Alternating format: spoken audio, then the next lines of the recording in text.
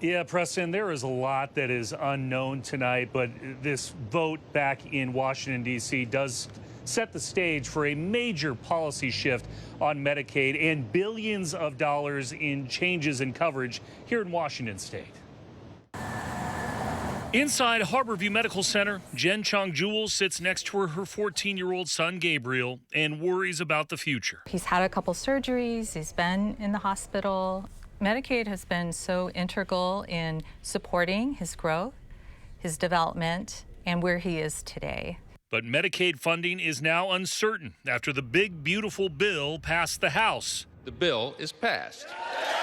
President Trump and cabinet leaders had been pushing for the bill's language with cuts to Medicaid funding and eligibility, including forcing able-bodied adults to work or volunteer to receive benefits.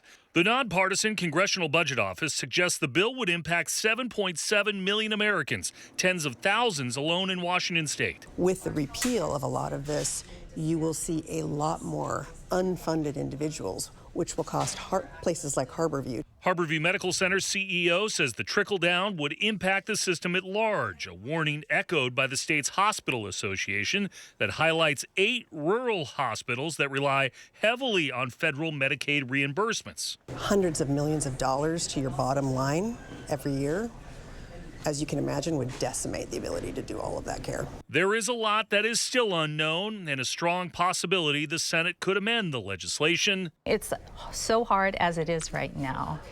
To imagine it being dismantled is just devastating. Leaving Jewel and Gabriel anxiously waiting for the next vote. Washington Governor Gov Ferguson in a press conference called the situation dire and said his recently approved budget that he said protected the rainy day fund, that money would not be enough to bridge the potential losses from any sort of change in Medicaid. We'll stay on top of it, but for now, live in Seattle, I'm Chris Daniels, KOMO News.